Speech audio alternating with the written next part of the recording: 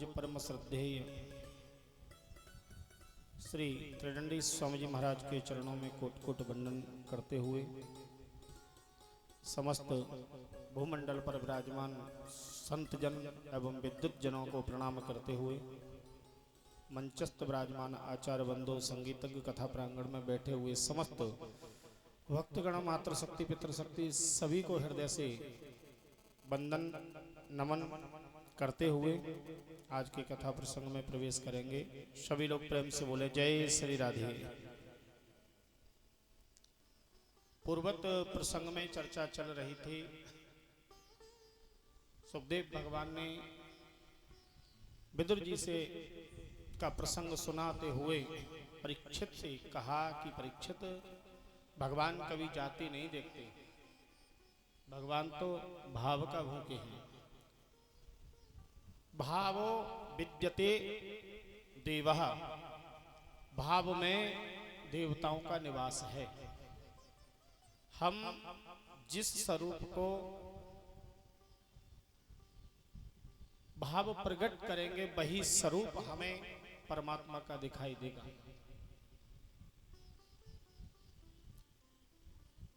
माता कात्यायनी की पूजा मैया रुक्मिणी कर रही थी, लेकिन भाव उनका कृष्णमय था, तो माता कात्यायनी की प्रतिमा उनके स्वरूप में भी कृष्ण दर्शन माता रुक्मिणी को हो रहा था।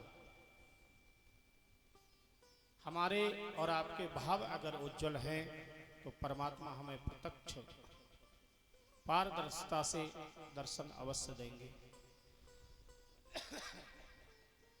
कि भाव का भूखा हूं मैं, भाव ही बस सार है, भाव से भजता मुझे बेड़ा उसका पार है। राजन, अगर भवरूपी सागर को पार करना है, इस संसार से मुक्ति को पाना है, तो भाव की प्रधानता रखते हुए मानव के लिए गृह त्याग करना पड़ता है। बिना गृह त्याग के मोक्ष की प्राप्ति नहीं हो सकती। गृहम सर्वात्मना त्याज्यम तक्ते चुक्तम च शक्यते, कृष्णार्थम तत्प्रमुंजीतः कृष्णो बंधस्य मोचनः। गृहम सर्वात्मनः त्याज्यम, जो मानव मुक्ति चाहता है कि मुझे मोक्ष मिले, इस संसार से छुटकारा हो जाए, तो उसे गृह त्याग करना पड़ेगा। जब तक गृह त्याग नहीं होता तब तक संसार के बंधनों से व्यक्ति मुक्त नहीं हो पाता और मोक्ष का अधिकारी भी नहीं हो पाता।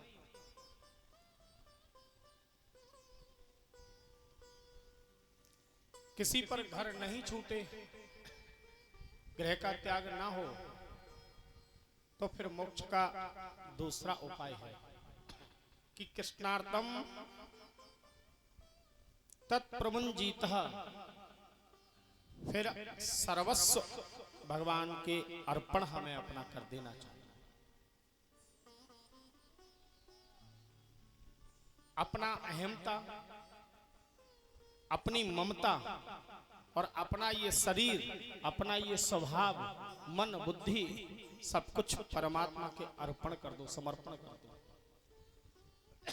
तो कृष्णो बंधस्य मोचनः, मेरे गोविंद कहते हैं उसे भी मैं मोक्ष प्रदान करा देता हूं, शरणागति दे देता हूं। लेकिन इन दोनों मार्गों को जो अपनाता नहीं है, संसार को साथ लेकर चलता है, वासनाएं साथ रहती हैं, ममता साथ रहती है, मोह साथ रहता है, लोभ साथ रहता है, तो गृह त्यागने पर भी मोक्ष प्राप्त नहीं होता। बंधन केवल संसार का है, परमात्मा का नहीं। और परमात्मा के समर्पण जब हम हो जाते हैं तो बंधन स्वतः ही छूट जाता है। परमात्मा केवल राजन भाव देखता है। अब विदुर को देखो, क्या सौभाग्य था विदुर का। विदुर के यहाँ पर छिलके ही नहीं खाए।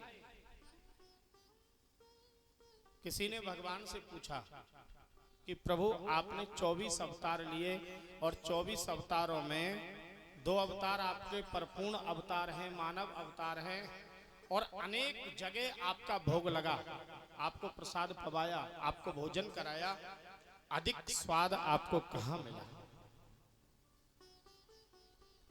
मेरे नारायण ने एक ही जवाब दिया कि राम अवतार में तो जो सबरी के बेरों में स्वाद मिला वो मुझे पूरे राम अवतार के भोजन में, कई जगह भोजन किया लेकिन कहीं नहीं मिला। कृष्ण अवतार में विदुर के यहाँ पर विदुरानी काकी के हाथ से जो छिलके खाए उनका जो स्वाद मिला वैसा स्वाद मुझे कहीं नहीं मिला। और सौभाग्य देखिए विदुर जी का कि भगवान जब अपने धराधाम को जा रहे थे तो उद्धव को बुलाया और उद्धव से कहा कि उद्धव मेरे विदुर से मिलना और मिलकर मेरी लीलाएं सुनाना। उससे कहना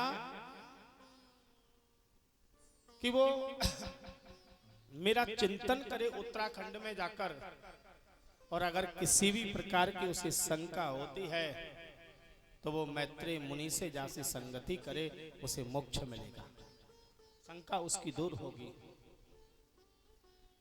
भगवान को जाने के बाद उद्धव जी भी उत्तराखंड की तरफ चले और सरस्वती नदी के किनारे पर विदुर और उद्धव का मिलन हुआ। सज्जनों, एक ज्ञानी भक्त है तो दूसरा नीतज्ञ भक्त है। उद्धव ज्ञानियों में श्रेष्ठ हैं, बृहस्पति के शिष्य हैं,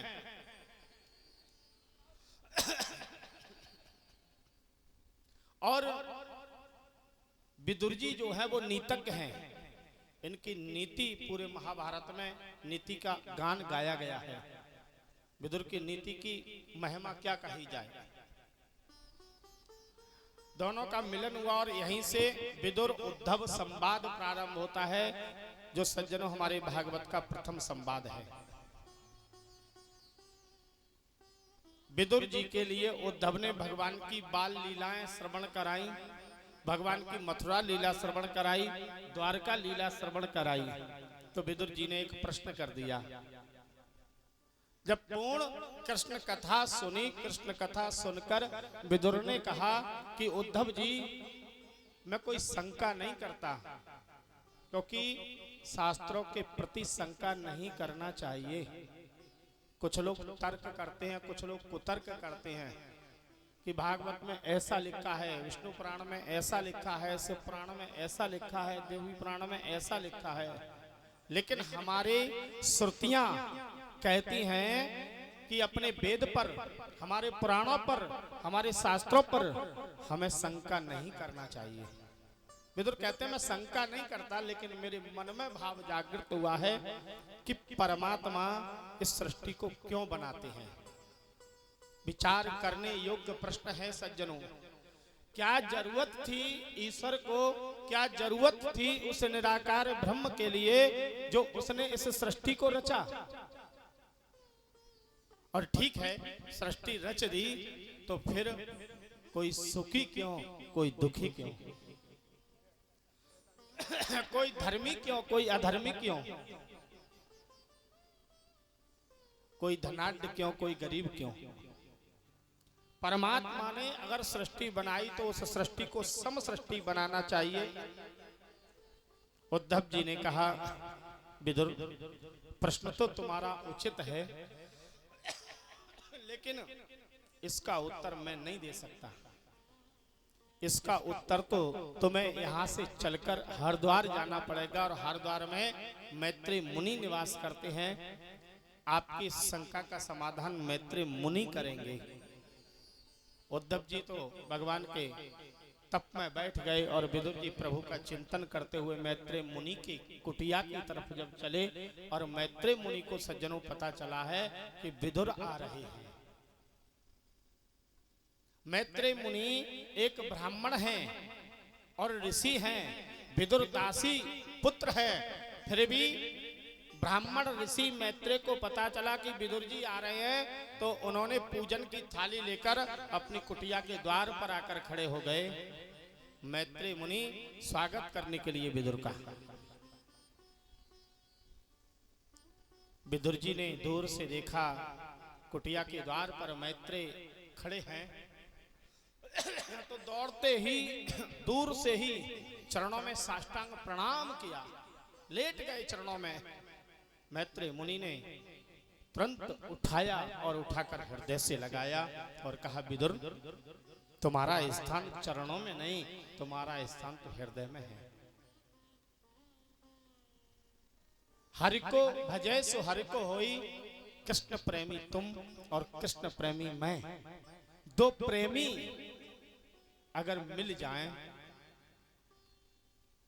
और वो भी हो कृष्ण प्रेमी, तो वो एक दूसरे को बंधन नहीं करते हैं, वो एक दूसरे के गले लगते हैं। गले लगाया मैत्रेय मुनि ने और गले लगाकर आसन दिया, बिठाया, जलपान कराया। वही प्रश्न विदुर ने मैत्रेय जी से कर दिया कि ऋषिवर, मेरे मन में एक शंका है,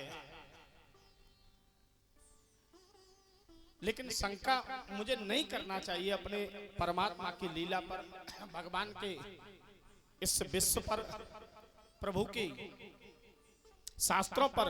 लेकिन फिर भी अगर कोई शंका आ जाए और उसका समाधान ना हो, तो वो शंका फिर जब अपना विशाल रूप लेती है, तो फिर शास्त्रों में जो लिखा है, वास्तविक जो अर्थ है, मानव वो भूलकर कहीं दूसरे मार्ग पर चला जाता है। इसलिए हमें जो है शंका अगर है तो समाधान किसी विद्वान के पास जाकर कर लेना चाहिए। प्रेम से बोलिए जय श्री राधे। इसलिए ऋषिवर मैं आपकी शरण में आया हूं। परमात्मा ने सृष्टि क्यों बनाई, पहला प्रश्न मेरा यही है। और सृष्टि बनाई तो इसमें कोई सुखी क्यों, कोई दुखी क्यों, दूसरा प्रश्न मेरा ये है। और तीसरा प्रश्न कि परमात्मा अपने भक्तों को तो और देवताओं को बचाते हैं और दैत्यों को मारते हैं, ऐसा क्यों? क्या दैत्य परमात्मा की संतान नहीं है? क्या केवल धर्म ही परमात्मा की संतान है? क्या अधर्म परमात्मा की संतान नहीं है? धर्म की उत्पत्ति भगवान के मुख से हुई है और अधर्म की उत्पत्ति भगवान की पीठ से हुई है। दोनों भगवान के अंग हैं, लेकिन परमात्मा दैत्यों को क्यों मारते हैं? यही मेरे 3 प्रश्न हैं, यही मेरी जिज्ञासा है। तब विदुर जी कहते हैं, विदुर जी से मैत्रेय मुनि की ऋषिवर, परमात्मा वो निराकार स्वरूप ब्रह्म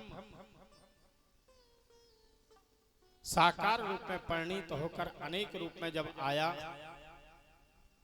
तो उसके इस ब्रह्मांड में रहने का तात्पर्य तो तभी है कि जब उसकी सृष्टि हो।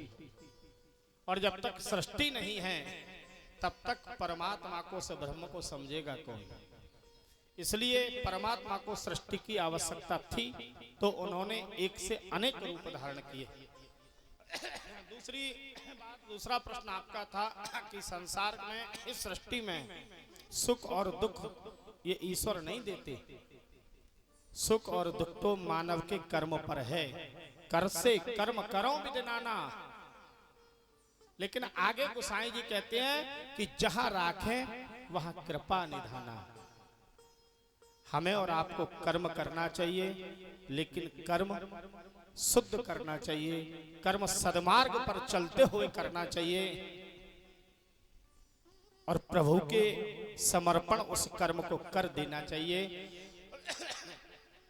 जैसे प्रभु हमें रखेंगे, जो फल हमें प्रभु देंगे, वही हमें स्वीकार है। परमात्मा किसी को सुख दुख नहीं देते। को न काव सुख दुख करिदाता, निज कृत कर्म भोग सब भ्राता। कोई किसी को सुख दुख नहीं देता। यही प्रश्न राम अवतार में भीलों ने किया था। लखन भैया से राम जी जब वन के लिए जा रहे थे और प्रथम दिन श्रृंगवेरपुर नगर के किनारे पर भगवान ने विश्राम किया। श्रृंगवेरपुर के निवासी समस्त भक्तगण भील कोल सब बैठे थे। तो रात्रि में भगवान विश्राम कर रहे थे, लखन भैया पहरा दे रहे थे। तो भीलों ने रुककर लखन के साथ बैठकर पहरा दिया और यही चर्चा चली थी। यही प्रश्न हुआ कि आखिर परमात्मा ऐसा क्यों करते हैं जो किसी को दुखी किसी को सुखी।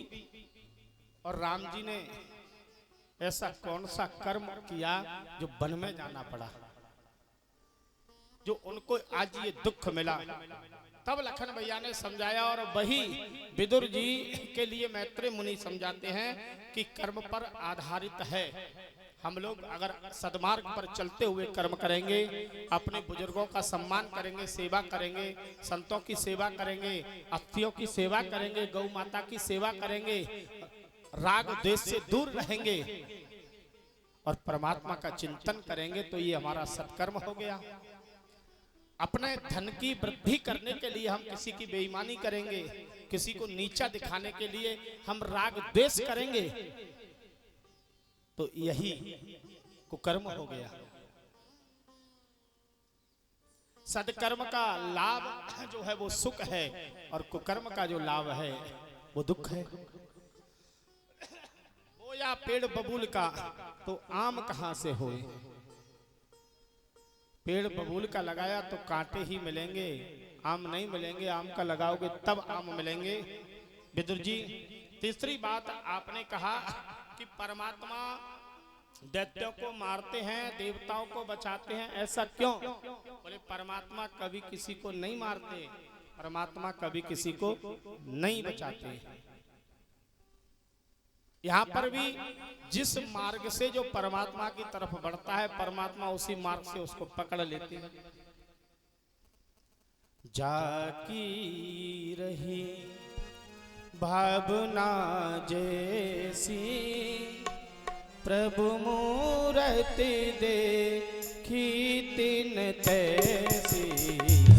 जाकी रही भावना जैसी, प्रभु मूरत देखी तिन तैसी। जाकी रही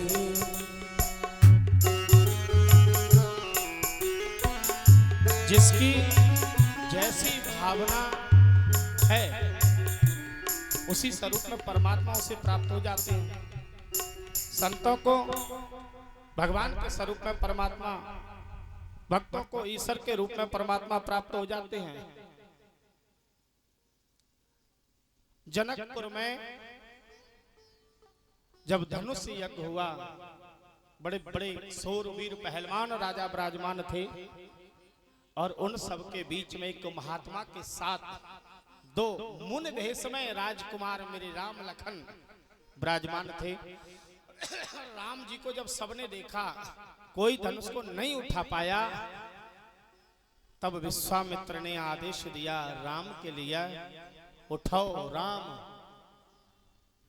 राम को आदेश मिला, राम जी ने गुरुदेव को प्रणाम करके जब उठे तो सबने देखा और देखकर सबकी भावना, जो राजा महाराजा सूरवीर बैठे थे,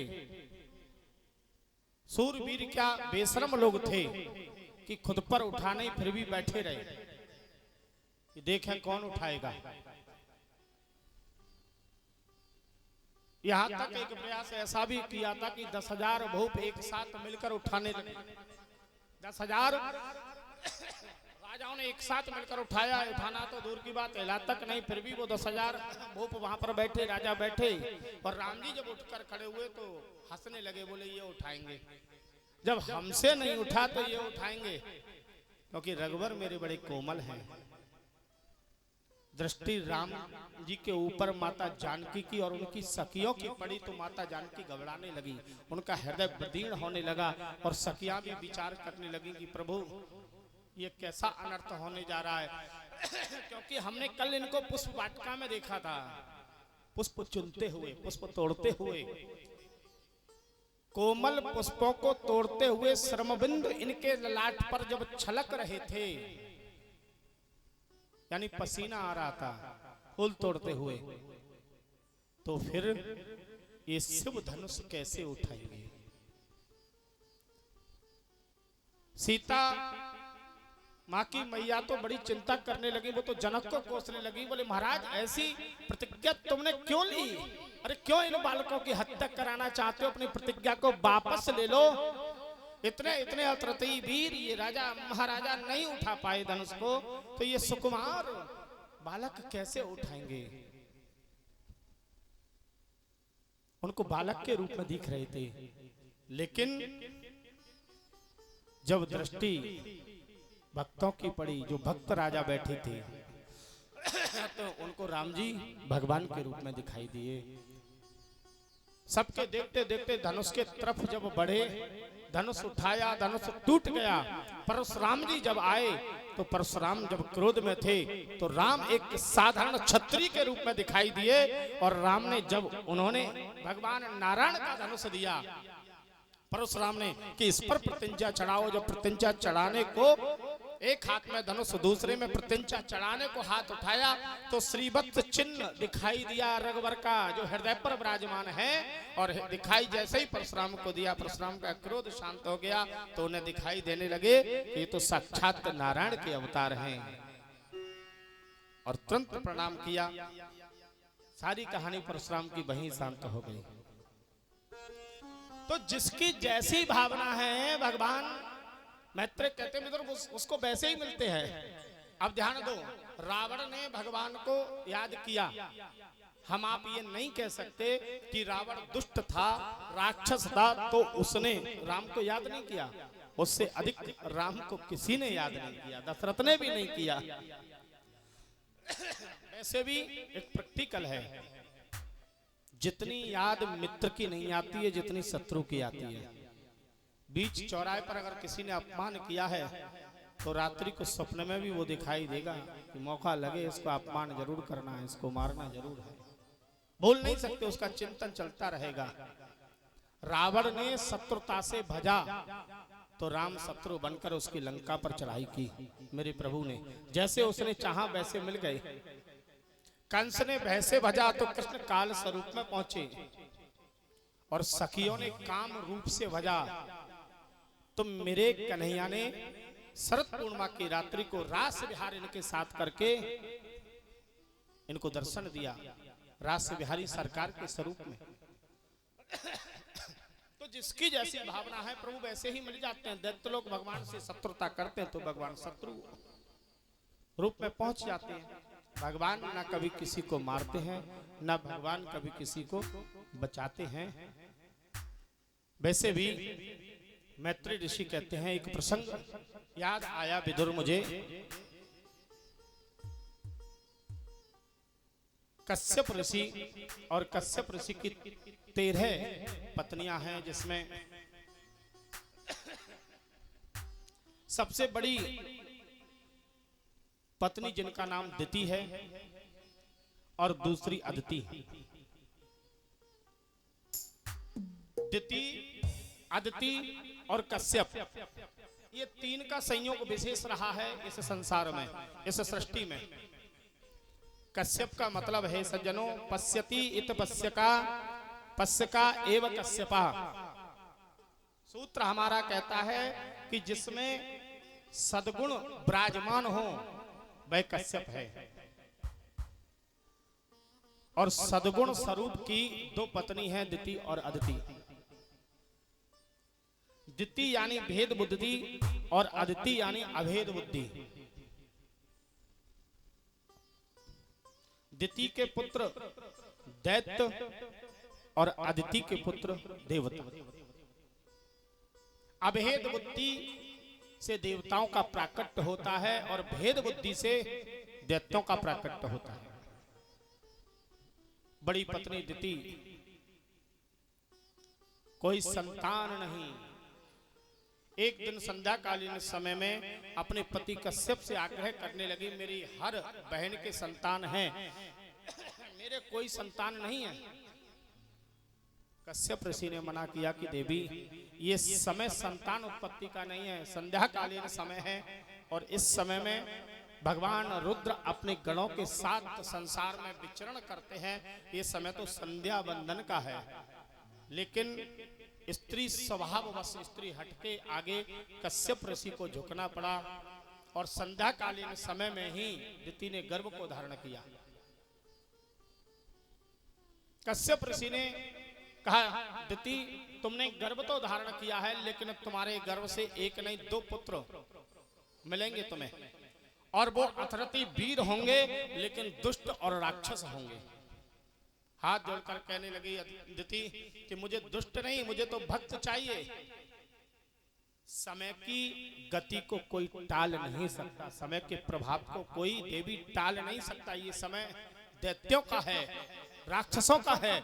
उसी समय में तुमने गर्भ धारण किया है तो दैत्य की ही तुम्हें प्राप्ति होगी, लेकिन तुम्हारा जो पौत्र होगा वो मेरे नारायण का परम लाडला भक्त होगा,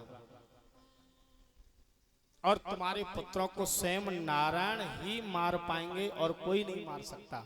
नारायण के हाथों तुम्हारे पुत्रों की मृत्यु होगी।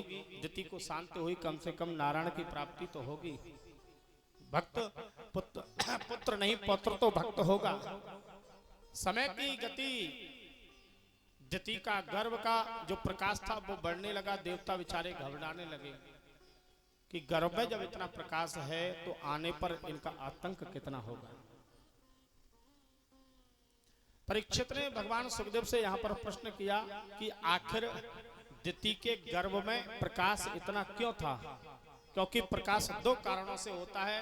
गर्भ में या तो जो गर्भस्थ शिशु है वो कोई महापुरुष आए या कोई देव आए, तभी प्रकाश होता है। कोई दैत्य आता है तो प्रकाश नहीं होता है। और उधर कश्यप ऋषि ने कहा है कि दैत्य की उत्पत्ति होगी तो आखिर प्रकाश क्यों? तब यहाँ पर सुखदेव कहते हैं, राजन, ब्रह्मा जी के 4 पुत्र सनत कुमार जी मानस पुत्र हैं, और ये भद्र का आश्रम बद्रीनाथ धाम में विराजमान रहकर भगवान की पूजा पाठ तप करते हैं, भगवान का योग करते हैं, भगवान की कथा सुनते हैं। सज्जनों, ब्रह्मा की सृष्टि में ये ब्रह्मा के 4 जो पुत्र हैं सनत कुमार, ये बड़े विचित्र हैं। इनका जब अवतार हुआ, इनका जब जन्म हुआ, इनकी सृष्टि हुई तो ब्रह्मा जी ने कहा कि बेटा गृहस्थी को धारण करो और मेरे साथ सृष्टि रचो। तो इन्होंने कहा कि पिताश्री, हमें इस गृहस्थी में नहीं जाना, हमें तो संन्यास लेना है। बोले नहीं, जब बालक बड़ा होता है तो हमारा शास्त्र कहता है उसे गृहस्थ धारण करना चाहिए और गृहस्थी से निवृत्त होकर तब संन्यास लेना चाहिए।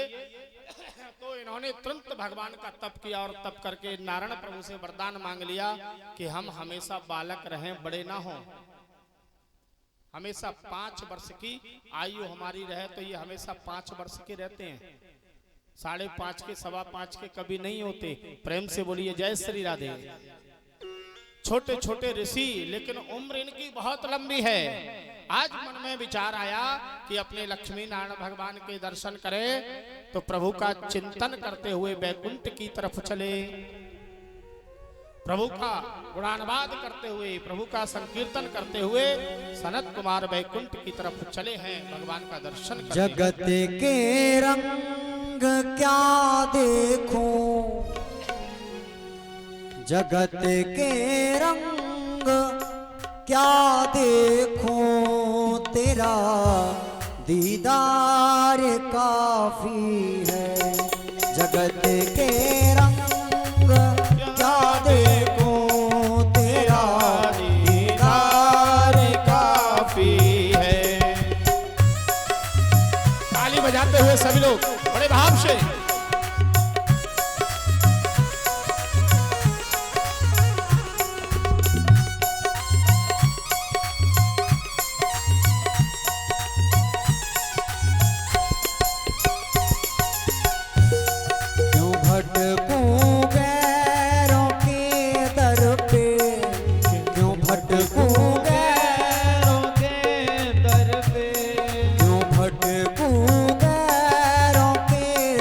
दर पे तेरा दरबार काफी है, क्यों भटको गैरों के दर पे तेरा दरबार काफी है।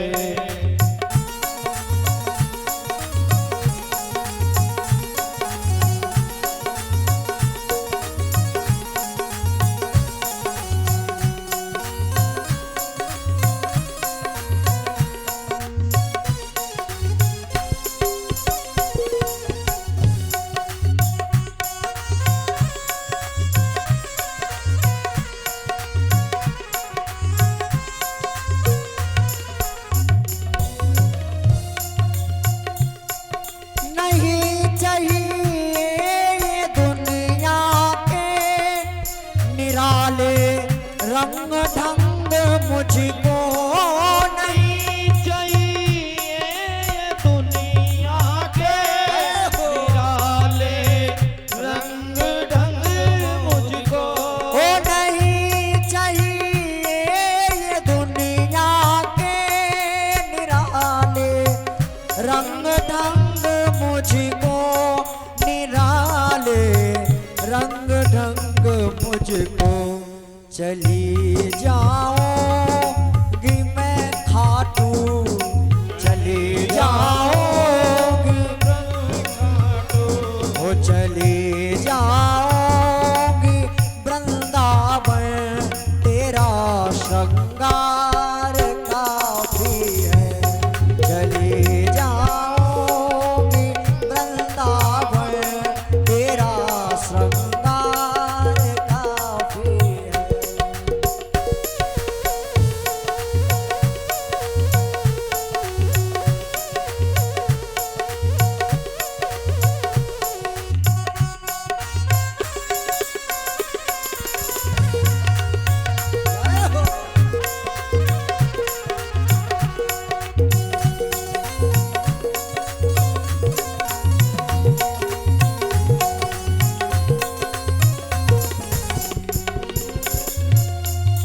जगत के साज बाजों से हुए हैं कान अब बहरे, जगत के साज बाजों से हुए हैं कान अब बहरे।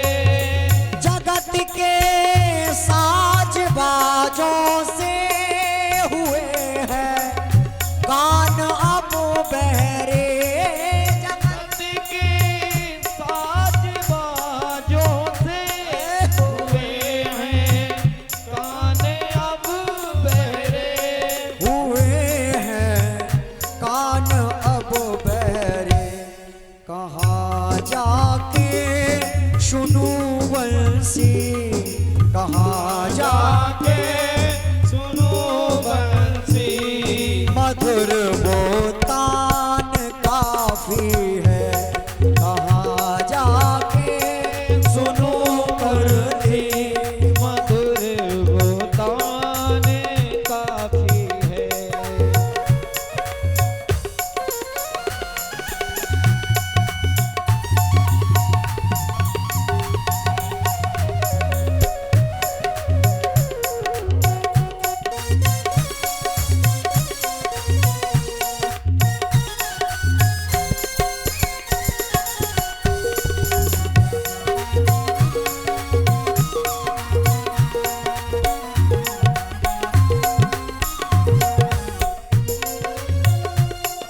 जगत के रिश्तेदारों ने बिछाया जाल माया का, जगत के रिश्तेदारों ने बिछाया जाल माया का। जगत के रिश्तेदारों ने बिछाया जाल माया का, जगत के रिश्तेदारों ने बिछाया जाल माया का। बिछाया जाल माया का। तेरे भक्तों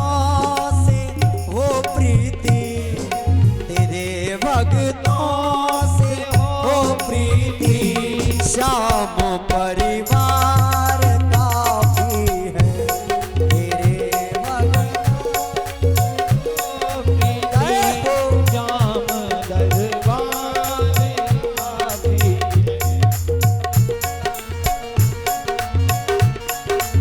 रहो।